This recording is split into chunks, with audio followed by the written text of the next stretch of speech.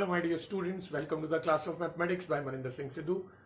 Last video में हमने vectors के बारे में बहुत कुछ जाना था, जैसे कि components of vector, magnitude of vector, collinearity of vector, section formula etcetera. So in this class we are about to start questions from exercise 10.2 and here we go with the first question. Compute the magnitude of the following vectors. Now, three vectors are given here. हमें तीनों vectors का magnitude find करना है. Let me remind you कि vector r अगर है a i plus b j cap plus c k cap, then vector the magnitude of this vector is given by the formula square root of a square plus B square plus C square. Now we will apply this formula in all of these three vectors. So first of all, in case of vector A, the values of A, B, C यानी कि जो इसके direction ratios है वो है 1, 1, 1. A की value 1 है, B भी 1 है, C भी 1 है. डायरेक्शन रेशियोज 1, 1, 1 है. तो अगर हमें मैग्नीट्यूड फाइंड करना है, that will be under root A square plus B square plus C square and that will be equal to root 3. Right? Now in case of second vector, vector B, the direction ratios are 2, -7 and -3. यानी ये जो A B C की values हैं वो 2, -7 और -3 है. So the magnitude of this vector will be 2 square plus -7 square plus -3 square. So that will be 4 plus 49 plus 9. So that will be 62. Square root of 62. We can write units also. I hope you all remember कि magnitude का मतलब होता है length of the vector. Right? Now in case of vector C, there is no component of I cap. That means I cap का जो component है वो zero consider करेंगे हम, क्योंकि आई कैप वाली टर्म है ही नहीं. तो इस केस में ए की वैल्यू 0 है, बी की वैल्यू 1/√3 है एंड सी की वैल्यू -1/√3 है. So the magnitude of this vector will be under root A square plus b square plus c square. Now that will be 0 plus 1/3 plus 1/3. So that will be square root of 2/3 units. That is the answer. If you want to remove the square root from denominator, we can rationalize the denominator and the answer will be √6/√3 3 units. Alright? I hope ये question अच्छे से clear हो गया होगा. तो चलिए अब हम नेक्स्ट क्वेश्चन पे चलते हैं. In next question, it is asked from us that write two different vectors having same magnitude. हमें दो वेक्टर, डिफरेंट वेक्टर लिखने हैं जिनका मैग्नीट्यूड सेम हो. अब इसके बहुत सारे आंसर हो सकते हैं. सब्जेक्टिव क्वेश्चन है, हर कोई अपना अपना आंसर बता सकता है, but the concept must be clear. हमें अगर दो वेक्टर बनाने हैं जिनका मैग्नीट्यूड इक्वल हो, right? So magnitude depends on the values of a, b and c. अगर ए बी सी की वैल्यूज इंटरचेंज भी कर दी जाए तब भी मैग्नीट्यूड पे कोई फर्क नहीं पड़ेगा. तो अगर मैं वेक्टर ए मान लेता हूं, वेक्टर ए अपनी तरफ से बना लेता हूं कुछ भी, 2i + 3j - 4k, ये मैंने बना लिया vector A. Right? Then vector B जो बनाना है वो इससे डिफरेंट होना चाहिए, बट उसका मैग्नीट्यूड भी सेम होना चाहिए जो इसका है. तो इसका मैग्नीट्यूड होगा under root 2 square plus 3 square plus -4 square.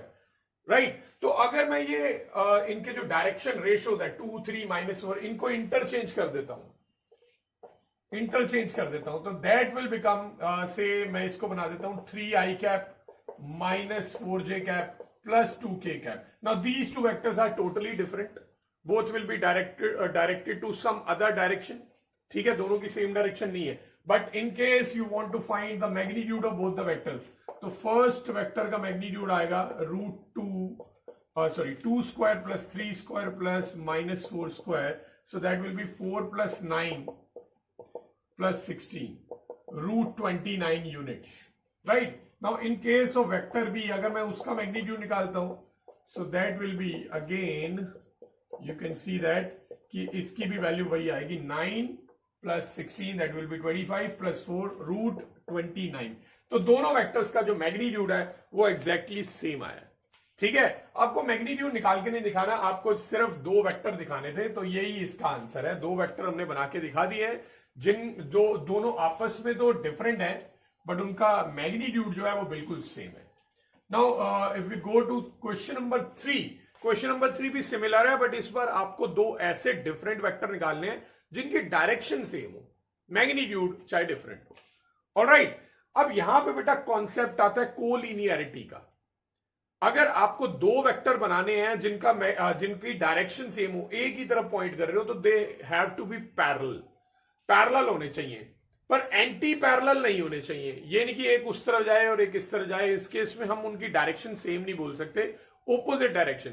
अब कोलिनियरिटी के केस में मैंने समझाया था कि अगर हम किसी भी वेक्टर को किसी एक पॉजिटिव स्केलर से मल्टीप्लाई कर दें, पॉजिटिव स्केलर से मल्टीप्लाई करने पे उसका मैग्नीट्यूड तो चेंज हो जाएगा, उसकी लेंथ चेंज हो जाएगी, बट डायरेक्शन कभी चेंज नहीं होगी।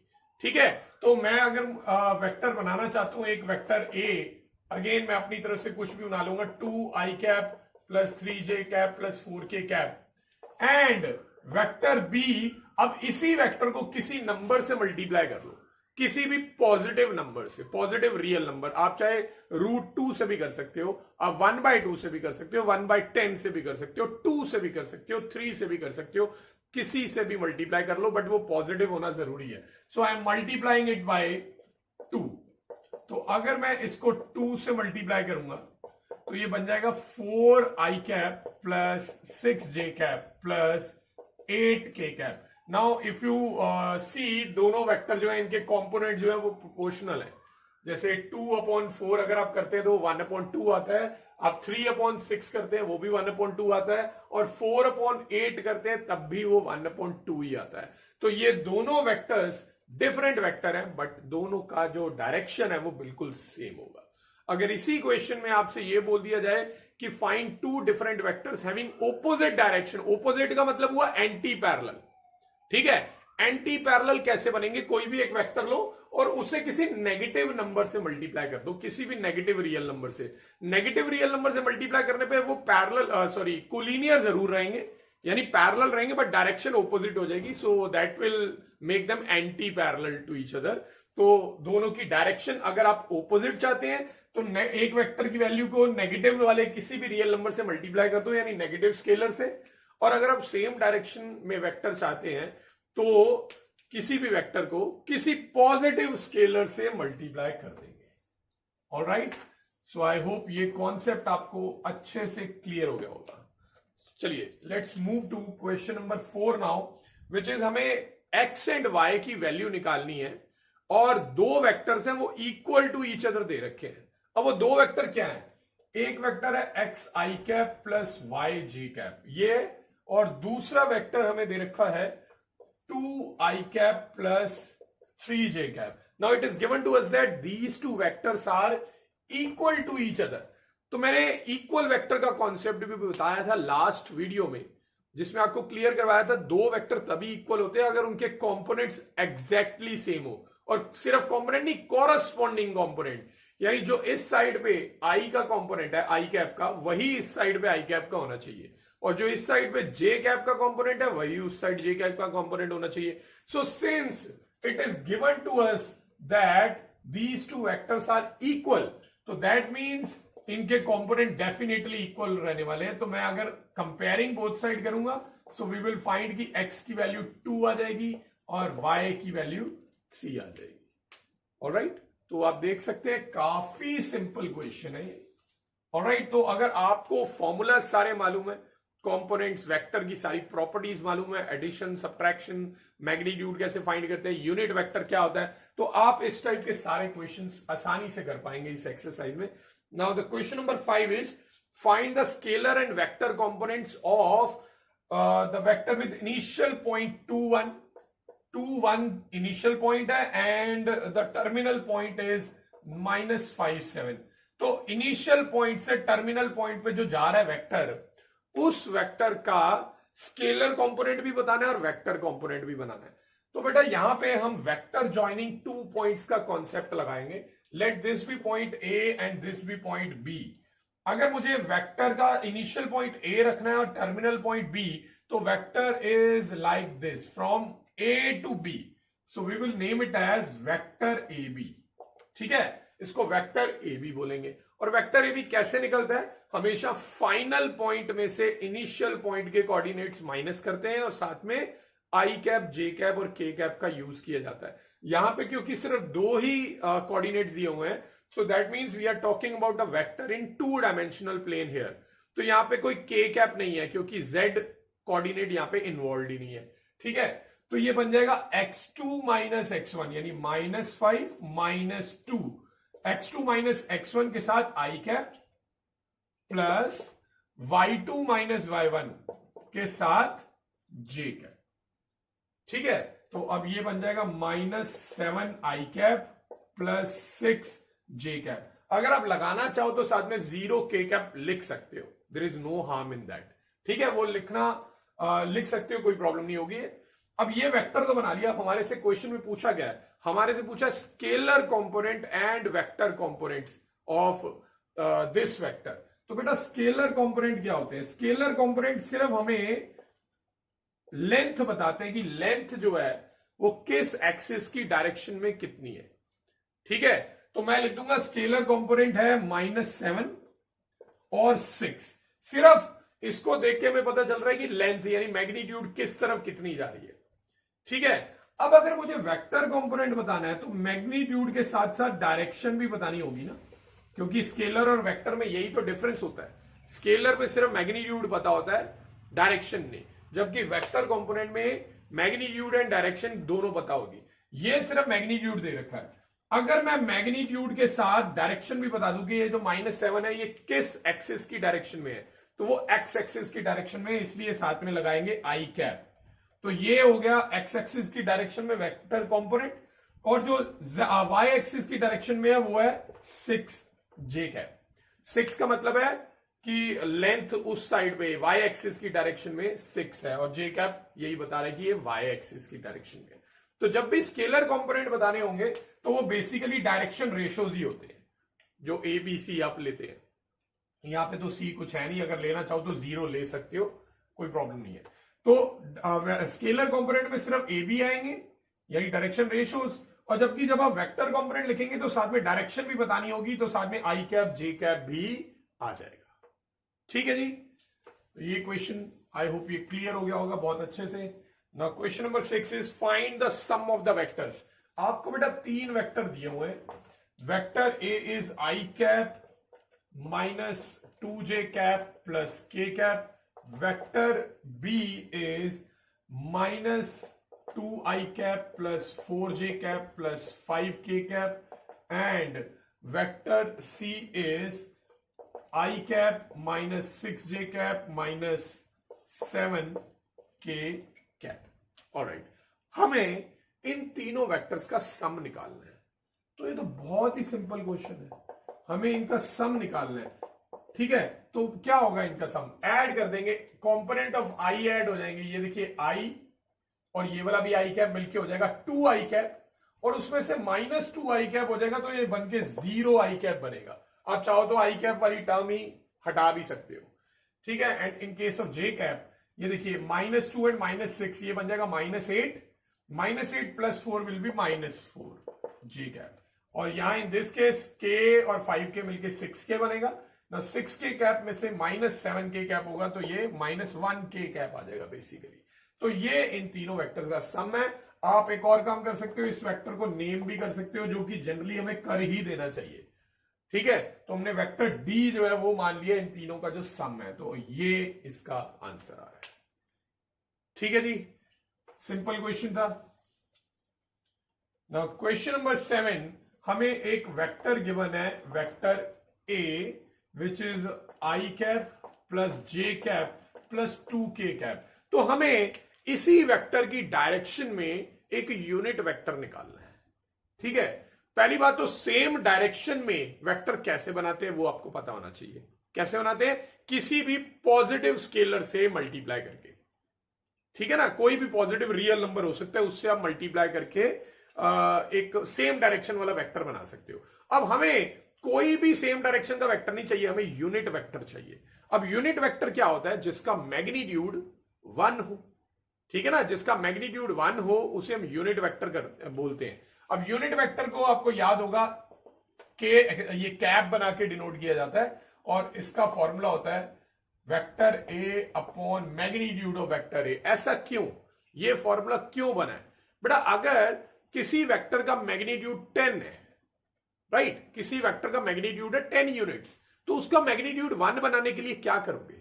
उस वेक्टर को 10 से ही डिवाइड कर दो, क्योंकि अगर उसका मैग्नीट्यूड, उसकी लेंथ 10 है, तो 10 को 10 से डिवाइड करेंगे तो 1 आ जाएगा, तो उसका मैग्नीट्यूड 1 बन जाएगा। अगर किसी वेक्टर का मैग्नीट्यूड 7 है, तो आप उसको वेक्टर को 7 से डिवाइड कर दो, तो उसका मैग्नीट्यूड 1 हो जाएगा। अगर किसी वेक्टर का मैग्नीट्यूड 100 यूनिट्स है, तो आप उसे 100 से डिवाइड कर दो। तो बेसिकली कभी भी आपको यूनिट वेक्टर बनाना हो, तो उस वेक्टर को उसी के मैग्नीट्यूड से डिवाइड करना होता है, तो उससे यूनिट वेक्टर बन जाता है। ठीक है, तो पहले मुझे पता लगाना पड़ेगा कि इसका मैग्नीट्यूड है कितना। तो इसका मैग्नीट्यूड कैसे निकालेंगे? फॉर्मूला होता है अंडर रूट ए square plus B square plus सी स्क्वायर। ये फॉर्मूला है। ए बी सी की वैल्यू 1 1 और 2 है। ये 1 आ जाएगा, ये 1 आ जाएगा, ये 4 आ जाएगा, तो मिलके हो गया 6। ठीक है, तो इसका मतलब इस वेक्टर का मैग्नीट्यूड है √6, तो मैं √6 से डिवाइड कर दूंगा तो यूनिट वेक्टर आ जाएगा। So therefore unit vector in same direction क्या आएगा? आप चाहो तो ये फॉर्मूला यूज कर लो या फिर लॉजिक लगा लो। ठीक है, तो vector A upon magnitude of vector A, so vector A is I cap plus J cap plus 2k cap, और इसको डिवाइड कर देंगे मॉडुलस यानी मैग्नीट्यूड ऑफ वेक्टर ए से, विच इज √6। तो आपको याद होगा किसी भी वेक्टर को किसी पॉजिटिव स्केलर से मल्टीप्लाई करने पे, ये आपको डिवाइड में दिख रहा है, पर बेसिकली ये मल्टीप्लाई है 1/√6, 1/√6 से मल्टीप्लाई कर रहे हैं। तो पॉजिटिव स्केलर से मल्टीप्लाई करने पे डायरेक्शन चेंज नहीं होती है, सिर्फ मैग्नीट्यूड चेंज होता है।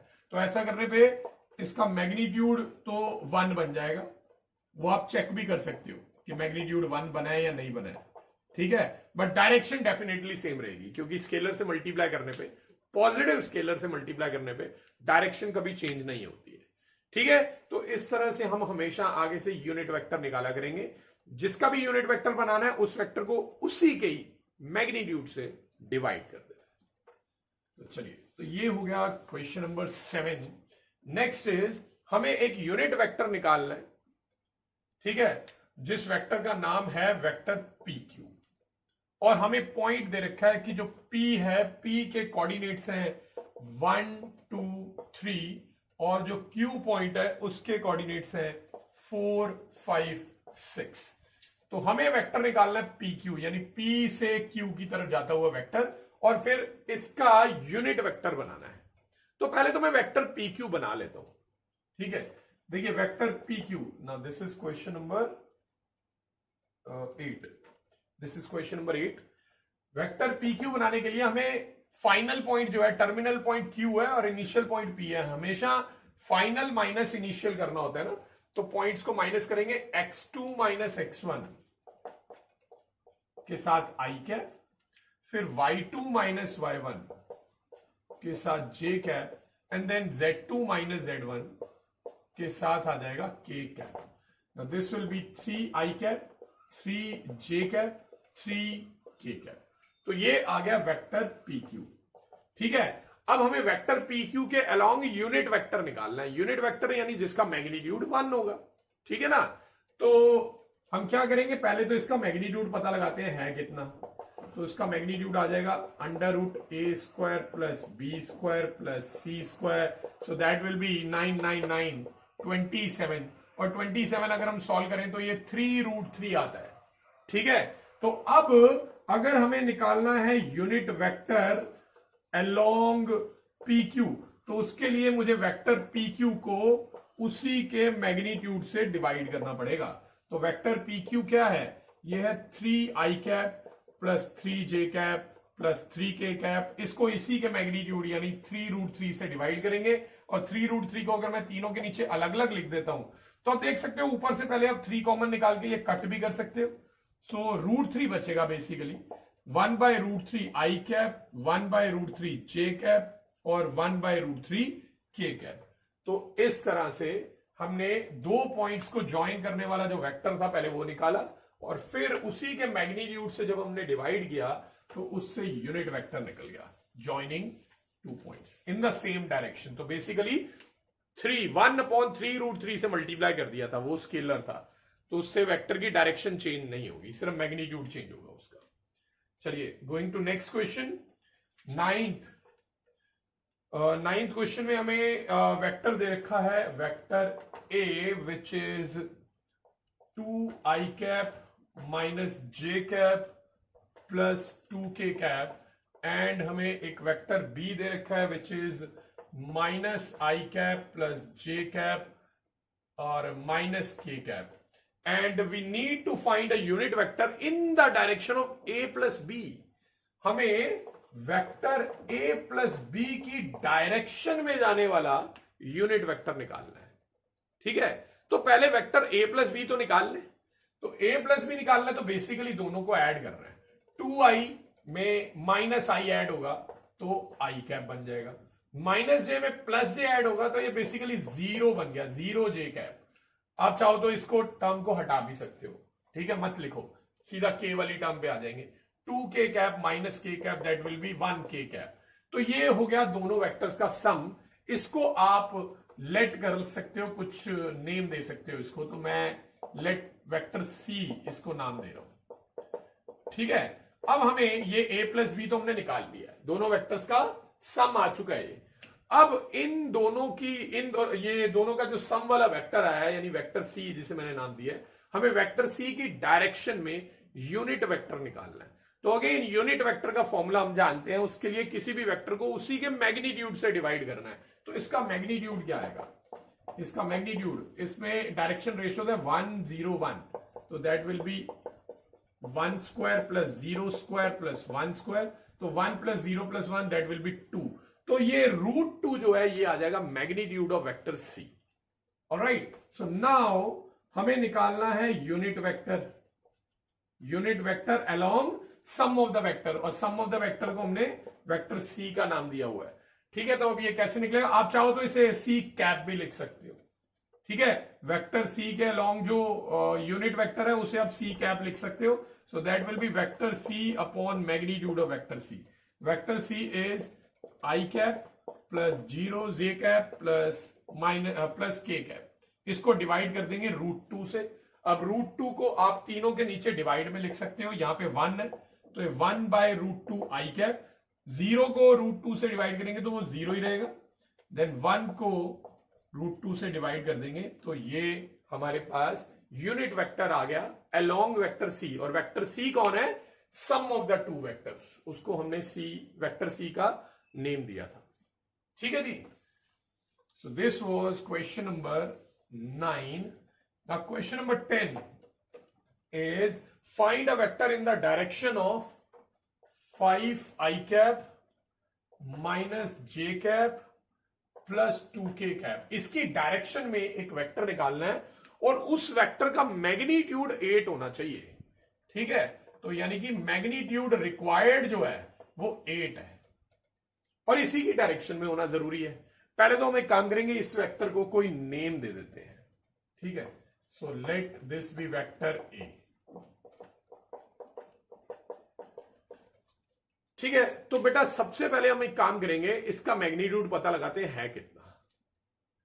तो इसका मैग्नीट्यूड आ जाएगा √a² प्लस बी की वैल्यू -1 है plus C, so that will be 25 plus 1 26 plus 4 30। तो √30 इसका मैग्नीट्यूड है। ठीक है, इसकी जो लेंथ है यानी मैग्नीट्यूड वो √30 है, बट आपको बनानी है 8। आपको 8 यूनिट मैग्नीट्यूड वाला एक वेक्टर चाहिए जो इसी की डायरेक्शन में हो। तो मैं एक काम करता हूं, पहले इसका यूनिट वेक्टर बना लेता हूं। ठीक है, unit vector in direction of vector ए, जिसको मैं ए कैप से भी डिनोट कर सकता हूं। तो वो हम कैसे निकालते हैं, किसी भी वेक्टर को उसी के मैग्नीट्यूड से डिवाइड कर दो। तो ये आ जाएगा 5i cap minus J cap plus 2k cap. इसको √30 से डिवाइड कर दो, तो √30 सभी के नीचे मैं लिख सकता हूं। यहां पे आ जाएगा 1 बाय √30, यहां आ जाएगा 2 बाय √30। ठीक है, तो ये वेक्टर ए है। ठीक है, ये वेक्टर ए है जिसका मैग्नीट्यूड है √30। ऑलराइट, अब मैंने क्या किया, एक वेक्टर ए कैप निकाल लिया जिसका मैग्नीट्यूड है 1। ये बन गया, मान लो ये ए था, ये ए कैप बन गया, इसका मैग्नीट्यूड 1 है। पर डायरेक्शन क्या चेंज हुई है? नहीं, डायरेक्शन नहीं चेंज होती जब भी हम किसी पॉजिटिव वाले स्केलर से मल्टीप्लाई करते हैं या डिवाइड कह लो, एक ही बात है वो। तो ऐसे कभी डायरेक्शन चेंज नहीं होती। अब मुझे डायरेक्शन चेंज नहीं करनी पर मैग्नीट्यूड 8 बनाना है। तो बेटा अगर इसका मैग्नीट्यूड 1 है तो अगर इसी वेक्टर को मैं 8 से मल्टीप्लाई कर दूं तो इसका मैग्नीट्यूड 8 हो जाएगा। ये तो यानी वो बन जाएगा 8 ए कैप, तो इसका मैग्नीट्यूड 8 यूनिट्स आ जाएगा। बस सिंपल सा कॉन्सेप्ट है, ठीक है। सो देयरफॉर रिक्वायर्ड वेक्टर कैसे आएगा? ये यूनिट वेक्टर को 8 से मल्टीप्लाई कर देंगे, तो सबको 8 से मल्टीप्लाई करेंगे। 8 5 40 बाय रूट 30 आई कैप, और यहां पे बनेगा 1 into 8 by root 30 J cap, and then 8 to the 16 by root 30 K cap. तो आप समझ रहे हैं मैंने यहां पे क्या किया? एक तरह से मैंने यहां पे यूनिटरी मेथड अप्लाई की है। जैसे आपने जूनियर क्लासेस में इस टाइप के क्वेश्चन देखे हुए थे कि अगर 5 टॉयज का जो कॉस्ट है वो 40 रुपीज है तो 8 टॉयज का कितना होगा? तो बेसिकली पहले आप 5 टॉयज का कॉस्ट जो था उसकी हेल्प से 1 टॉय का कॉस्ट निकालते थे, और फिर 8 टॉयज का निकालने के लिए 8 से मल्टीप्लाई कर देते थे। तो यहां पे भी मैंने यही किया है। एक वेक्टर दिया हुआ था रूट 30, उसका मैग्नीट्यूड था, पहले रूट 30 से डिवाइड करके उसका मैग्नीट्यूड 1 बना लिया। अब जब 1 बन गया है तो उसको 8 से मल्टीप्लाई कर दिया, क्योंकि 8 1 8 हो जाएगा, तो मैग्नीट्यूड 8 हमने बना लिया। तो इस टाइप का कोई भी क्वेश्चन आएगा आप इसी लॉजिक के बिहाफ पे कर सकते हैं। So this was question number 10। So let us move to question number 11 now. 11 में है show that the vectors are collinear. There are 2 vectors given to us. एक है 2 आई cap minus 3 j cap plus 4 k cap, and the second vector given to us is minus 4 I cap plus 6 j cap minus 8 k cap। हमें इन दोनों को collinear prove करना है। तो पहले आप एक काम कर सकते हो, इनको वेक्टर्स को नेम कर सकते हो, वेक्टर ए और वेक्टर बी। ये लेट कर लेना आपसे स्टार्टिंग में, ठीक है। तो लेट कर दिया। अब बेसिकली हमें कोलिनियर शो करना है। कोलिनियर का मतलब वो पैरेलल या एंटी पैरेलल होना चाहिए, यहां ऐसे एक ही डायरेक्शन या फिर ऑपोजिट डायरेक्शन। तो पैरेलल या एंटी पैरेलल कैसे पता लगाते हैं हम? या तो आप ये पता लगा लो कि ये वेक्टर या वो वेक्टर एक दूसरे का मल्टीपल है, जो कि अगर हम ध्यान से देखें तो हमें दिख रहा है, इसको किसी नंबर से मल्टीप्लाई करके ये बन रहा है, ठीक है। किससे? -2 से। बट अगर आप नहीं पता लगा पा रहे हैं तो दूसरा तरीका होता है इनके कंपोनेंट्स की रेशियो निकाल लो, ठीक है। मैं यहां पे कंपोनेंट्स की रेशियो निकालूंगा। a1 बाय a2, a1 2 है, a2 है -4, तो ये आ रहा है -1 बाई 2। ऐसे ही मैं b1 बाय b2 निकाल लूंगा, विच इज -3 बाय 6, ये भी -1 बाई 2 आ रहा है। एंड c1 बाय c2 अगर मैं करता हूं तो 4 अपॉन -8, ये भी -1 बाई 2 आ रहा है। तो इसका मतलब ये हो गया a1 bye a2, b1 bye b2, c1 bye c2 तीनों इक्वल है। तो इससे ये हम कह सकते हैं कि vector A and vector B are collinear. But अगर हमें ये पूछा हो कि ये पैरेलल है कि एंटी पैरेलल है, तो बेटा इनकी जो रेशियो आ रही है वो देखो क्या आ रही है, नेगेटिव में। सो नेगेटिव रेशियो का मतलब है कि वो सेम डायरेक्शन में नहीं है, ऑपोजिट डायरेक्शन में, एंटी पैरेलल है, बट स्टिल वो कोलिनियर तो होंगे, ठीक है जी। तो इस तरह से आप पता लगा सकते हो। The other way of doing this question is, आप रेशियो अगर नहीं निकालना चाहते हो तो जो आप ये पता लगा लो कौन किसका मल्टीपल है। मुझे दिख रहा है कि जो वेक्टर बी है वो वेक्टर ए का मल्टीपल है। कैसे?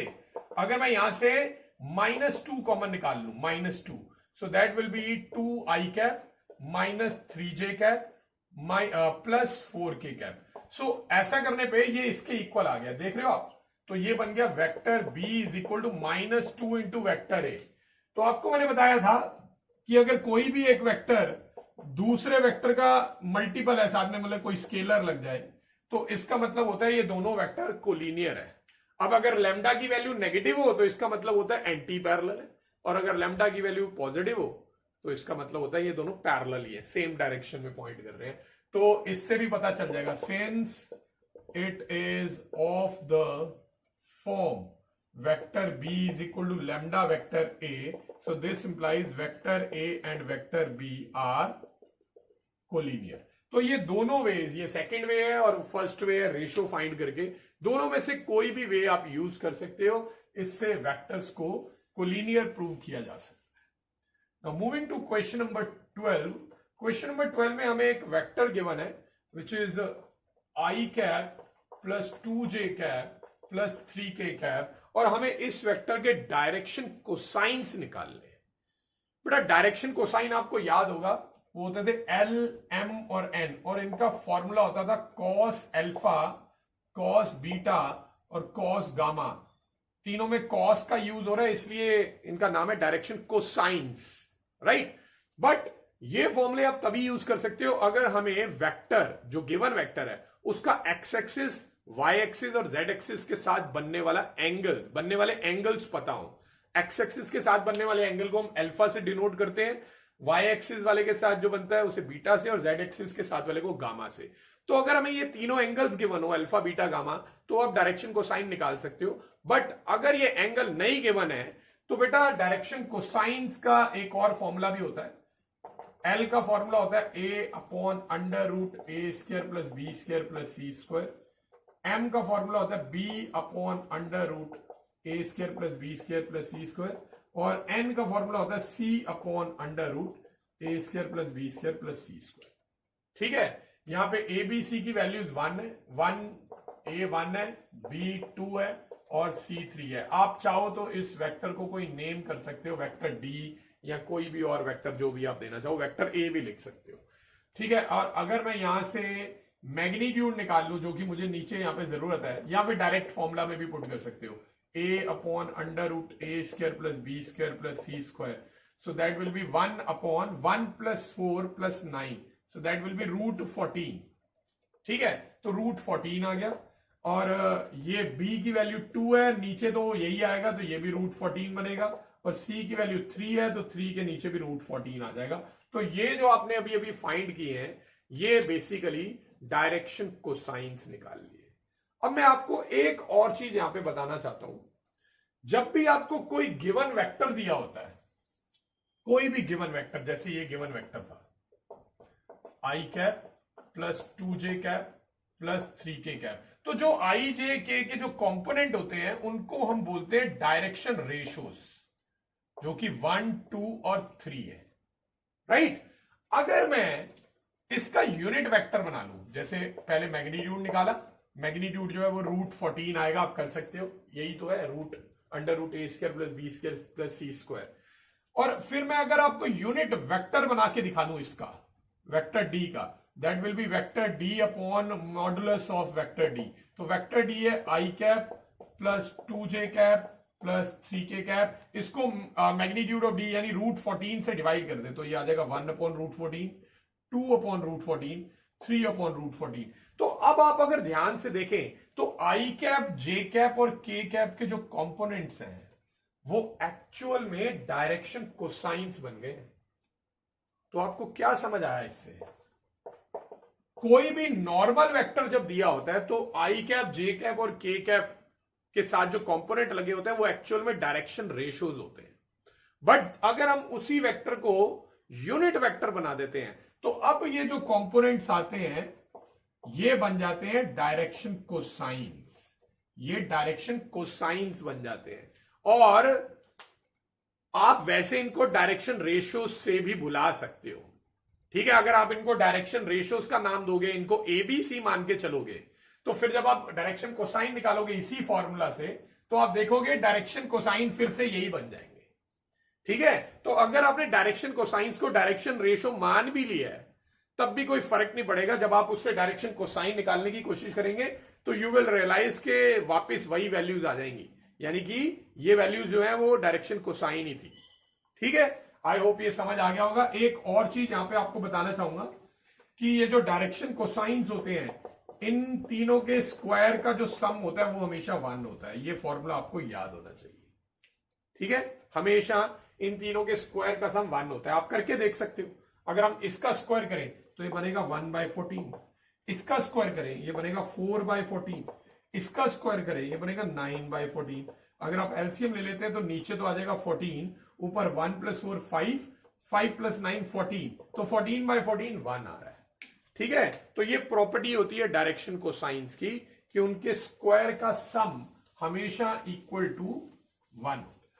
ठीक है, आई होप ये डायरेक्शन रेशो और डायरेक्शन कोसाइन का जो रिलेशन है वो आपको अच्छे से क्लियर हो गया होगा। चलिए moving on to question number 13 now. Question number 13 में उन्होंने बोला है एक ऐसे वेक्टर के डायरेक्शन कोसाइन निकालिए जो पॉइंट ए को बी से ज्वाइन कर रहा है। ठीक है, ए को बी से ज्वाइन कर रहा है। अब ए के कोऑर्डिनेट्स आपको दे रखे हैं, ए के कोऑर्डिनेट्स है 1 2 -3 एंड बी के कोऑर्डिनेट्स आपको दे रखे हैं -1 2 1। सो बहुत ही इजी क्वेश्चन है, हमें ए टू बी जाने वाला वेक्टर पहले फाइंड कर लेना है, that will be called vector A B. ठीक है, सो that will B x2 - x1 -1 -1, तो ये बन जाएगा -2i cap. Then y2 - y1 2 - 2 करेंगे that will B 0 j cap, और 1 - -3 that will be +4 k cap. ठीक है, तो ये हमने वेक्टर ए बी निकाल लिया। अब हमें डायरेक्शन कोसाइन पूछे हैं इसके। अब दो तरीके हैं आगे करने के, या तो आप पहले एबीसी निकाल लो। एबीसी क्या है, -2 0 और 4, और फिर वो फॉर्मूला लगा लो LMN का। एल के लिए फॉर्मूला a/√a² + b² + c², जो पिछले क्वेश्चन में हमने किया था वो कर लो, या तो LMN के इंडिविजुअल फॉर्मूलास, या फिर अदर वे क्या था, इसको बना लो यूनिट वेक्टर। आप इसको यूनिट वेक्टर भी बना सकते हो। तो यूनिट वेक्टर अगर मैं इसको बनाता हूं तो मुझे मैग्नीट्यूड पहले निकालना पड़ेगा। सो दैट विल बी -2 का स्क्वायर + 0 का स्क्वायर + 4 का स्क्वायर, तो ये 16 आ जाएगा और ये 4 आ जाएगा √20। √20 थोड़ा सा सॉल्व होके 2√5 बन जाता है। तो अगर आप इस वेक्टर को इसी के मैग्नीट्यूड से डिवाइड कर देंगे तो ये यूनिट वेक्टर बन जाएगा। So this implies unit vector along vector AB that will be equal to -2i cap + 0j cap + 4k cap. इन तीनों को डिवाइड कर देंगे 2√5 से, 2√5 से। तो ये क्या बन जाएगा, 2 से 2 कटेगा, -1/√5 i कैप। देन 0 से तो पूरा डिवाइड होके 0 ही बन जाएगा, 0j कैप, और 4 से 2 जो है वो कैंसिल हो जाएगा और ऊपर 2 आ जाएगा। 2 अपॉन डिनोमिनेटर में सिर्फ √5 बचेगा। तो ये हमने यूनिट वेक्टर निकाल लिया। अब फायदा क्या है, हम डायरेक्शन कोसाइंस बता सकते हैं। Direction cosine of vector A B क्या आ जाएंगे, जो इनके कंपोनेंट आए हैं यही है डायरेक्शन कोसाइन, क्योंकि ये यूनिट वेक्टर बना चुके हैं। ठीक है, जो नॉर्मल वेक्टर था ये जो दिए थे ये डायरेक्शन रेशियोज थे, बट जब हमने इसको मैग्नीट्यूड से डिवाइड करके यूनिट वेक्टर बना लिया, अब जो ये कंपोनेंट आए हैं ये डायरेक्शन कोसाइंस बन चुके हैं। ठीक है, आई होप ये अच्छे से समझ आ गया होगा डायरेक्शन रेशियोज और डायरेक्शन कोसाइन का कॉन्सेप्ट। अगेन हमने एक और क्वेश्चन में कर लिया। Now next question is question number 4। हमें शो करना है कि एक वेक्टर है आई कैप, जे कैप और +k कैप। ये वेक्टर OX, OY और OZ, एक्सिस OX, OY और OZ के साथ इक्वली इंक्लाइंड है। बेसिकली ये OX का मतलब है एक्स एक्सिस की पॉजिटिव डायरेक्शन। तो ये जैसे ओरिजिन है तो ये OX हो गया, ये OY हो गया और ये हो जाएगा OZ। हमें शो करना है कि ये जो वेक्टर है, ये मान लो ये वाला आई कैप + जे कैप + के कैप, ये तीनों वेक्टर के साथ इक्वल एंगल बना रहा है। तो यानी इनका अल्फा, बीटा और गामा सेम आना चाहिए, ये शो करना है। अब अल्फा, बीटा, गामा का किससे रिलेशन होता है? अल्फा, बीटा, गामा का रिलेशन होता है डायरेक्शन कोसाइन से। तो अगर मुझे इनका alpha, beta, gamma equal show करना है तो इनके डायरेक्शन कोसाइन डेफिनेटली इक्वल आने चाहिए। ठीक है ना, तो मुझे सबसे पहले इसके डायरेक्शन कोसाइन निकालने होंगे। इसके लिए मैं पहले इसको कुछ नेम कर देता हूं, वेक्टर ए। अब डायरेक्शन कोसाइन निकालने का अगेन मैंने बताया था दो तरीके हैं, या तो आप एबीसी की वैल्यू 1 1 1 लेके फिर LMN के फॉर्मूले लगाइए, या फिर इसको यूनिट वेक्टर बना लो। तो मैं यहां पे इसको यूनिट वेक्टर बना रहा हूं। वेक्टर ए का मैग्नीट्यूड आएगा 1² + 1² + 1², तो 1 1 1 ऐड होके √3 हो जाएगा। सो दिस इंप्लाइज अगर मुझे यूनिट वेक्टर चाहिए तो इन तीनों को यानी वेक्टर को मैग्नीट्यूड से डिवाइड कर दूंगा। तो वेक्टर के कंपोनेंट है 1 आई कैप, 1 जे कैप और 1 के कैप, इसको √3 से डिवाइड कर देते हैं। तो दिस इंप्लाइज जो डायरेक्शन कोसाइंस है, एल की वैल्यू आ गई 1/√3, एम की वैल्यू भी आ गई 1/√3 और एन की वैल्यू भी 1/√3 ही आई है। ठीक है, तो तीनों के डायरेक्शन कोसाइन तो सेम है, तो इसका मतलब इनका अल्फा बीटा गामा भी सेम होगा। ठीक है ना, क्योंकि अल्फा बीटा गामा से ही तो डायरेक्शन कोसाइन बनते हैं। प्रॉपरली शो करना है, एल का दूसरा फॉर्मूला होता है कॉस अल्फा, ठीक है, एम का दूसरा फॉर्मूला होता है कॉस बीटा और एन का फॉर्मूला होता है कॉस गामा। तो ये एलएमएन के फॉर्मूलाज हैं। यहां से अल्फा की वैल्यू आ जाएगी कॉस इनवर्स 1/√3 और बीटा की वैल्यू भी यही आएगी और गामा की वैल्यू भी यही आएगी, आप देख सकते हो। तो इसका मतलब है हम बोल सकते हैं कि vector A is equally inclined to axis OX, OY, OZ। ठीक है, आई होप ये क्वेश्चन जो है बहुत अच्छे से आप लोगों को क्लियर हो गया होगा। चलिए अब हम चलते हैं नेक्स्ट क्वेश्चन पे। Now the next question is question number 15। हमें फाइंड करना है position vector of a point R जो कि डिवाइड कर रहा है दो पॉइंट्स को, एक है P और दूसरा है Q। P एंड Q के पोजीशन वेक्टर दिए हुए हैं हमें। आपको याद होगा पोजीशन वेक्टर उस वेक्टर को बोलते हैं जो ओरिजिन से किसी पॉइंट को ज्वाइन करता है। तो ये अगर ओरिजिन है तो ओरिजिन से P को ज्वाइन करने वाला ये जो वेक्टर है पोजीशन वेक्टर OP, ये हमें गिवन है। कितना गिवन है? इस वेक्टर की वैल्यू है i cap plus 2j cap minus के कैप, और ये जो दूसरा पॉइंट Q है इसको ओरिजिन से ज्वाइन करने वाला जो पोजीशन वेक्टर होगा OQ, उसकी भी वैल्यू हमें दे रखी है और उसकी वैल्यू है माइनस आई कैप प्लस जे कैप प्लस के कैप। और हमें एक पॉइंट R है उसका पोजीशन वेक्टर निकालना है जो कि PQ को डिवाइड कर रहा है 2:1 की रेशो में। 2:1 की रेशो में फर्स्ट पार्ट में बोला इंटरनली 2:1 इंटरनली। तो ये निकालना है हमने, बेसिकली वेक्टर R निकालना है। तो इसके लिए आपको फॉर्मूला याद होगा कि वेक्टर R का फॉर्मूला लिखवाया था m vector B plus n vector A upon m plus n। ये OP वाला वेक्टर A हो जाएगा, OQ वाला वेक्टर B हो जाएगा। तो इससे हम वेक्टर R की वैल्यू निकाल पाएंगे। तो m 2 है, 2 के साथ वेक्टर B यानी कि ये वेक्टर A यानी कि ये, ठीक है ना। 2 के साथ वेक्टर B आएगा माइनस आई कैप प्लस जे कैप प्लस के कैप प्लस n की वैल्यू 1 है into vector A। Vector A की वैल्यू ये रही आपके पास 2 आई cap plus 2j cap minus के कैप। इसको डिवाइड कर देंगे 2 + 1 यानी 3 से। तो मैं डायरेक्ट सॉल्व करके लिख रहा हूं, ये बनेगा माइनस 2 आई कैप प्लस आई कैप, तो ये बन जाएगा माइनस 1 आई कैप। उसको डिवाइड कर देना 3 से, तो -1/3 आई कैप। फिर ये बनेगा 2j cap plus 2j cap, तो ये बन जाएगा 4 प्लस 4j कैप, और इसको भी डिवाइड कर देंगे 2 + 1 3 से।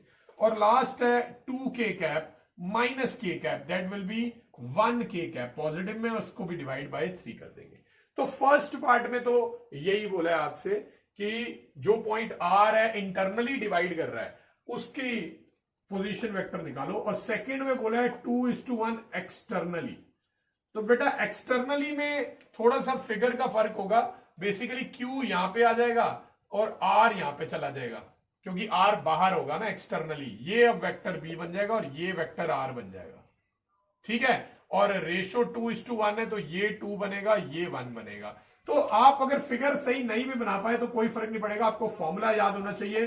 फॉर्मूला ये था, जहां जहां प्लस होता है वहां वहां हम माइनस लगा देते हैं। तो बेसिकली अब आप सोचिए, अगर ये प्लस की बजाय माइनस होता तो ये बनता -2 आई कैप माइनस आई कैप, तो ये बनता -3 आई कैप अपॉन 2 - 1, तो 1 ही होगा, तो नीचे कुछ नहीं आएगा। 1 को डिवाइड में लिखने की जरूरत नहीं है। अब यहाँ 2j कैप और यहां पे माइनस होता तो ये भी -2j कैप, तो वो सॉल्व होके 0 बन जाता। और लास्ट में 2k कैप और माइनस में एक और माइनस है तो माइनस माइनस प्लस के कैप, तो मिलके बन जाता 3k कैप। ठीक है, तो मैंने डायरेक्ट सॉल्व कर दिया। यही फॉर्मूला है, बस बीच में प्लस की बजाय माइनस होगा और नीचे भी प्लस की बजाय माइनस होगा। तो ये हमने यूज किया यहां पे सेक्शन फॉर्मूला। ठीक है, जो कि सेक्शन फॉर्मूला हमने फर्स्ट टाइम क्लास 10th में पढ़ रखा है और उसके बाद 11th में भी यूज किया था हमने। सो नेक्स्ट क्वेश्चन इज, हमें पोजीशन वेक्टर निकालना है मिड पॉइंट का।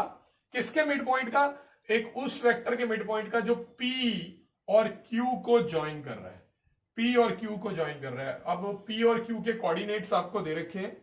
P के कोऑर्डिनेट है 2, 3, 4 और Q के कोऑर्डिनेट्स हैं 4, 1, -2।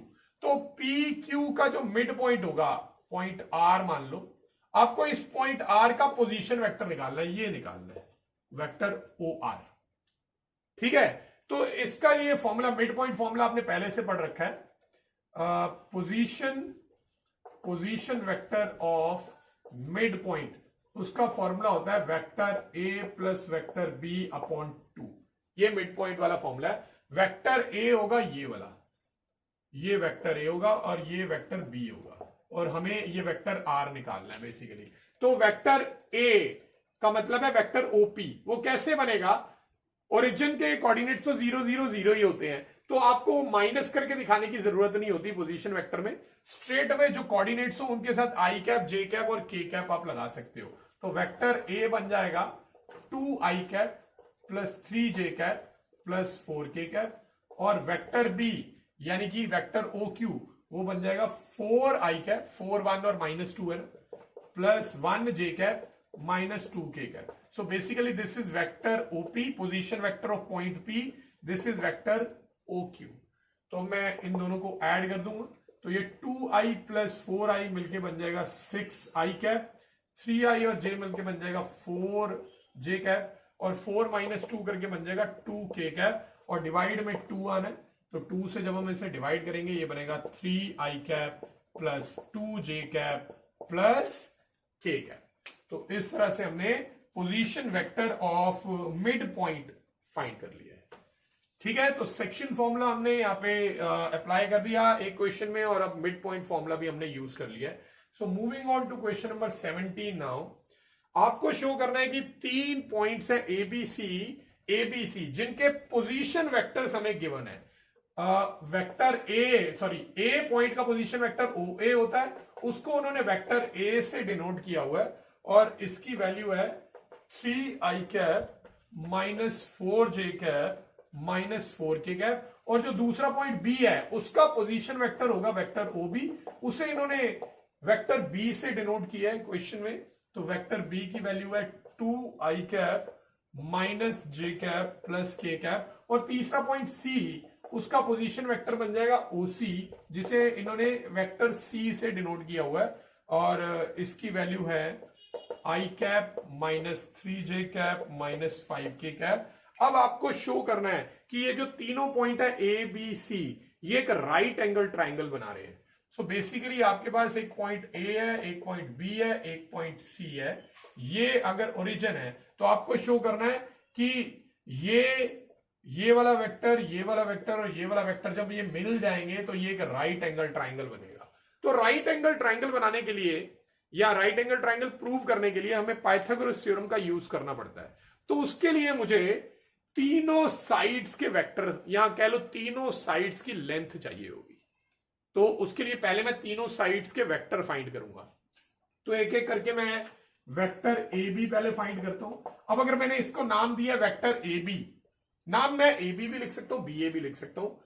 अगर ए बी लिखूंगा तो बी में से ए वाले माइनस होंगे, बी में से ए वाले, तो O B, vector O B में से ओ ए माइनस होगा बेसिकली, यानी वेक्टर बी में से वेक्टर ए माइनस होगा, इसमें से ये माइनस होगा। तो 2i - 3i will be -i cap, minus j, और ये भी माइनस है तो माइनस माइनस प्लस, तो मिलके बन जाएगा 3j कैप, और k में से ये माइनस करेंगे तो माइनस माइनस अगेन प्लस, तो ये बन गया 5k कैप। ठीक है, तो ये वेक्टर ए बी आ गया, यानी इस साइड के अलोंग वेक्टर ए बी आ गया। ठीक है, देखो अगर मैं वेक्टर ए बी निकालूं या वेक्टर बी ए निकालूं, एक बात तो नहीं है, वेक्टर बी ए ऑपोजिट डायरेक्शन में होगा, साइन चेंज आएंगे। बट हमें डायरेक्शन से यहां पे फर्क पड़ता ही नहीं है, हमें तो मैग्नीट्यूड चाहिए। अब मैं अगर इसके बाद ए बी का मैग्नीट्यूड निकाल लूं, ठीक है, तो ये आएगा -1 का स्क्वायर जो कि 1 होगा, 3 का स्क्वायर 9 होगा और 5 का स्क्वायर होगा 25। तो ये √35 यूनिट्स आ गया। अब चाहे मैंने b माइनस ए किया हो चाहे a माइनस बी, जब यहां पे मैग्नीट्यूड निकालोगे तो √35 ही आएगा। तो मैंने ए बी साइड का मैग्नीट्यूड निकाल लिया। अब बी सी का मैग्नीट्यूड निकालने के लिए मैं सी में से बी वाले माइनस करूंगा ना, तो ओ सी माइनस ओ बी, तो ओ सी में से ओ बी माइनस करेंगे तो i minus 2i will be minus i, minus 3j plus j that will be minus 2j और -5 minus k will be -6k। अब अगर मैं इसका मैग्नीट्यूड निकाल लेता हूं वेक्टर BC का, so that will be -1 का स्क्वायर प्लस -2 का स्क्वायर और -6 का square, so that is coming out to be √41। और तीसरी साइड को आप AC लिख लो या CA लिख लो, कोई फर्क नहीं पड़ता है, मैग्नीट्यूड में कोई फर्क नहीं पड़ता है, वेक्टर में तो डेफिनेटली फर्क पड़ेगा। तो OC में से OA माइनस कर रहा हूं, i minus 3i will be -2i cap, then -3 plus 4 बन जाएगा, that will be 1 j cap, और -5 plus 4 that will be -k cap. अब मैं इसका वेक्टर AC का मैग्नीट्यूड निकालता हूं, दैट विल बी -2 का स्क्वायर 4, 1 का स्क्वायर 1 और -1 का स्क्वायर भी 1, तो ये √6 आ गया। अब आपको याद होगा पाइथागोरस थ्योरम में क्या होता है, सबसे बड़ी वाली साइड यानी हाइपोटेन्यूज साइड का जो स्क्वायर होता है वो बाकी की दोनों साइड के स्क्वायर के सम के इक्वल होता है। तो ये सबसे बड़ी साइड है √41, बाकी दोनों इससे छोटी है। बाकी दोनों का अगर मैं स्क्वायर करता हूं तो यानी √35 का स्क्वायर 35, √6 का स्क्वायर 6, तो 35 प्लस 6 करके 41 आता है जो कि इसके स्क्वायर के इक्वल है। तो clearly we can say that कि AB का साइड AB का जो स्क्वायर है प्लस साइड AC का जो स्क्वायर है that is coming out to be 35 plus 6 यानी कि 41, और जो 41 है वो कौन सी साइड का स्क्वायर है, BC का स्क्वायर है, मॉड BC का स्क्वायर। तो इससे पता चल जाता है कि ABC form a right triangle. और राइट एंगल कहां पे है वो भी पता लग सकता है। देखो जो BC साइड है वो हाइपोटेन्यूज है क्योंकि वो सबसे बड़ी है, और हाइपोटेन्यूज के ऑपोजिट वाला एंगल हमेशा 90 बनता है। इस फिगर पे मत जाओ, ये तो मैंने ऐसे रफली बनाई है। तो अगर आपको बताना पड़े कि कौन सा एंगल 90 डिग्री का, तो BC हाइपोटेन्यूज है, उसके ऑपोजिट वाला एंगल A जो होगा वो होगा 90 डिग्री का। ठीक है जी। तो इस तरह से हमने पाइथागोरस थ्योरम का यूज करके शो कर दिया कि ये जो तीनों पॉइंट्स हैं ये मिलके एक राइट एंगल ट्राइंगल बना रहे हैं। इसी तरह अगर कोई क्वेश्चन आता है कि आइसोसेलेस ट्राइंगल शो करो, तो आप तीनों साइड्स की लेंथ निकालिए यानी मैग्नीट्यूड निकालिए, और कोई दो का अगर इक्वल आ जाएगा तो उससे शो हो जाएगा कि ये एक आइसोसेलेस ट्राइंगल है। Now moving on to next question. अब हमें नेक्स्ट क्वेश्चन में एक फिगर दे रखी है, ठीक है, जिसमें हमें देखने को मिल रहा है कि एक वेक्टर A टू C जा रहा है, दूसरा वेक्टर C टू B जा रहा है, और तीसरा वेक्टर A टू B जा रहा है। ठीक है, इसे देख के आपको एक चीज याद आ रही होगी, ट्राइंगल्स लॉ याद आ रहा होगा आई होप। तो आपसे पूछा गया कि which of the following is true. आपको 4 पार्ट्स दे रखे हैं, आपको बताना है कौन सा करेक्ट है और कौन सा करेक्ट नहीं है। ठीक है, तो एक पार्ट में दिया हुआ है vector AB plus vector BC plus vector CA equal to 0। Second part में हमें दिया हुआ है कि vector AB plus vector BC minus vector CA equal to 0। और थर्ड पार्ट में हमें दे रखा है कि vector AB plus vector BC minus vector CA equal to 0। और फोर्थ पार्ट में गिवन है कि vector AB minus vector CB plus vector CA equal to 0। तो इन चारों में से कौन सा करेक्ट है कौन सा करेक्ट नहीं है वो बताना है। तो बेटा ये जो आपके सामने लिखा हुआ है इसी फिगर से रिलेटेड है। तो बेटा यहां पे हम ट्राइंगल्स लॉ पहले लगाएंगे। According two triangles law, triangles law कहता है कि पहले दोनों वेक्टर को इस तरह अलाइन करिए कि जहां पे एक खत्म हो रहा है वहीं से दूसरा स्टार्ट होना चाहिए। तो ये वाले जो दो वेक्टर्स होते हैं यानी कि वेक्टर ए सी और वेक्टर सी बी, इनका sum equal to vector A B होगा। ये ट्राइंगल्स लॉ है। अब इसके अकॉर्डिंग इन तीनों में से कौन सही है कौन गलत है वो हमें एनालाइज करना पड़ेगा। अब कैसे एनालाइज करें, चलिए बेटा स्टार्ट करते हैं। सबसे पहले एक चीज जो सभी में दिख रही है वो वेक्टर ए बी सभी में दिख रहा है। तो वेक्टर ए बी तो ये रहा। अब मुझे इन दोनों को उधर ले जाना चाहिए, तो ये बन जाएगा vector A B minus vector A C minus vector C B equal to 0। अब हम देख लेंगे कि इनमें से कौन कौन इस फॉर्म में बन सकता है, या फिर कह लो कि ये इनमें से किस किस फॉर्म में आ सकता है। तो पहले ये फर्स्ट वाला स्टार्ट करते हैं। यहां पे वेक्टर ए बी है, ए बी दिख रहा है। एक चाहिए वेक्टर बी सी, यहां पे वेक्टर सी बी लिखा हुआ है। तो मैं अगर सी बी को बी सी बनाऊं तो इसका साइन चेंज हो जाएगा। और आगे मुझे सी ए दिख रहा है, तो अगर मैं, ये तो प्रॉपर ट्राइंगल्स लॉ है ना, ओरिजिनल इक्वेशन। अगर मैं ये ए सी को सी ए बनाऊं तो इसका भी साइन चेंज हो जाएगा। तो इसका मतलब है ये करेक्ट है, क्योंकि इस ओरिजिनल इक्वेशन को आप ये बना पा रहे हो, तो ये तो करेक्ट है जी। अब मैं ये बनाने की कोशिश करता हूं इसी से। A B as it is मुझे दिख रहा है, ठीक है। बीसी, अगर मैं इसको बीसी बनाऊं तो साइन चेंज हो जाएगा, साइन चेंज हो गया। और माइनस सी ए, बेटा यहां पे ना माइनस ए सी दिया हुआ है, सी ए नहीं है। अगर मैं इसको सी ए बनाता हूं तो ये साइन पॉजिटिव हो जाएगा, बट यहां तो नेगेटिव दिख रहा है। तो इसका मतलब है यहां ए सी को सी ए बनाने पे साइन ये नहीं बनेगा, ये गलत है, ये वाली गलत है, ठीक है। अब ये देखते हैं ये बनती है या नहीं। वेक्टर ए भी दिया हुआ, बी सी चाहिए, ठीक है। तो बीसी, सीबी को बीसी बनाऊंगा तो ये पॉजिटिव हो जाएगा। और माइनस सी ए चाहिए आपके पास, sorry it is actually minus a c. क्या आपके पास यहां पे माइनस ए सी है? Yes, we already have minus a c over here, already original में ही माइनस ए सी है, तो ये करेक्ट है। ये दोनों पहले सेम हो गई थी गलती से, ठीक है। तो ये वाली भी करेक्ट है। लास्ट वाले पे आते हैं। ए बी आपको चाहिए वो एज इट इज है, then you need minus C B, minus C B भी मेरे पास ऑलरेडी है। Then we need plus C A, देखो हमारे पास माइनस ए सी है, पर अगर इसको मैं सी ए बनाता हूं तो ये साइन ऑपोजिट हो जाएगा और ये बन जाएगा, तो ये इक्वल टू 0, यानी कि ये भी करेक्ट है। तो क्वेश्चन में अगर आपको ये बताने की कौन इनकरेक्ट है, तो सेकेंड वाला जो पार्ट आपको गिवन है वो इनकरेक्ट है, ठीक है। आई होप ये क्लियर हो गया होगा। बाय चांस अगर मैंने एक्चुअली दोनों पार्ट्स को सेम रखा हुआ था, ये दोनों सेम थे, ठीक है। अगर यहां पे एसी कर दें तो ये करेक्ट हो जाएगी और ये इनकरेक्ट हो जाएगी, तो वो हम अकॉर्डिंगली देख सकते हैं, ठीक है। I made a mistake while noting down. Okay, चलिए तो next one we are having question number 18 हो चुका है। Next we are having question number 19। इसमें हमें बताया हुआ है कि vector A and vector B are collinear है। और अब हमें बताना है कि ये जो गिवन स्टेटमेंट्स है उनमें से कौन कौन सी करेक्ट है या कौन सी इनकरेक्ट है। फर्स्ट पार्ट में बोला है कि vector B will be equal to lambda vector A.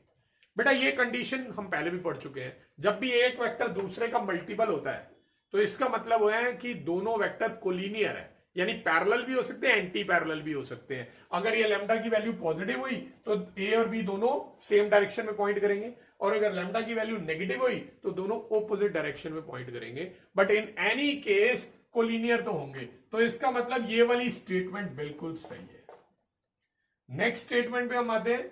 Next statement में हमें दिया हुआ है कि वेक्टर ए जो है, पहले मैं सारे लिख देता हूं, ये वेक्टर बी दे रखा है, सॉरी ऑप्शन बी दिया है। नेक्स्ट में बताया कि respective components of vector A and vector B are proportional, ठीक है। और डी पार्ट हमें दिया हुआ है कि A and B have same direction